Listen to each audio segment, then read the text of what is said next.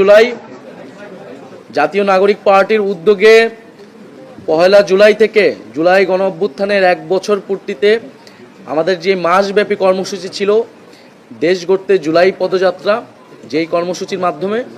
আমরা বাংলাদেশের প্রত্যেকটি জেলায় যাচ্ছি এবং সেখানে গিয়ে জুলাই গণ অভ্যুত্থানের বার্তা, জাতীয় নাগরিক পার্টির প্রতিশ্রুতি এবং সেই জেলার সেই এলাকার মানুষের সমস্যা, তাদের সাথে আমরা কথোপকথন করছি, কর্মসূচি করছি, পদযাত্রা করছি। সেই ধারাবাহিকতায় আজকে গোপালগঞ্জ জেলায় আমাদের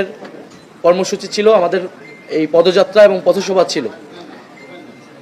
এবং এই পথসভাটা কিন্তু একদম আমরা যখন পহেলা জুলাই শুরু করেছি সেই সময় কিন্তু এটার দিন তারিখ ঠিক ছিল, তখন থেকেই কোন দিন কোন জেলায় আমরা যাব, কোন সময় যাবো, এটা কিন্তু অনেক আগে আপনারাও জানেন, সেটা দেয়া হয়েছে, এটা হুট করেই ঠিক হয়নি। ফলে কিন্তু আপনারা জানেন, আমাদের সদস্য সচিবও বললেন যে মুজিববাদী সন্ত্রাসীরা, নিষিদ্ধ ঘোষিত সংগঠন ছাত্রলীগ এবং আওয়ামী লীগ এবং তার অঙ্গ সংগঠনের সন্ত্রাসীরা আমাদের গোপালগঞ্জের কর্মসূচিতে হামলা করেছে। জাতীয় নাগরিক পার্টি এবং গণ অভ্যুত্থানের নেতৃবৃন্দদের হত্যার উদ্দেশ্যে তারা সেই কর্মসূচিতে জঙ্গি কায়দায় হামলা করে। আমরা যেহেতু আমাদের কর্মসূচিটি ছিল যে ৬৪টি জেলায় আমরা যাব, ফলে সেই ধারাবাহিকতায় আমরা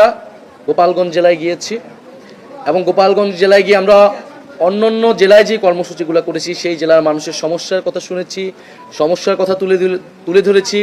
গণ অভ্যুত্থানের কথা তুলে ধরেছি, জাতীয় নাগরিক পার্টির প্রতিশ্রুতির কথা তুলে ধরেছি। সেই উদ্দেশ্যে আমরা আসলে গোপালগঞ্জে গিয়েছিলাম, যেখানে গোপালগঞ্জ জেলা, গোপালগঞ্জের রাজনীতি, গোপালগঞ্জের জনমানুষ, তাদের সমস্যা এবং জাতীয় নাগরিক পার্টির ভাবনা কি, আমরা সে বিষয়ে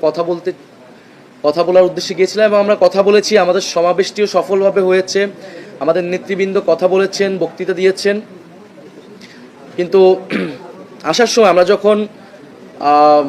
মাদারীপুর, গোপালগঞ্জ থেকে আমাদের পরবর্তী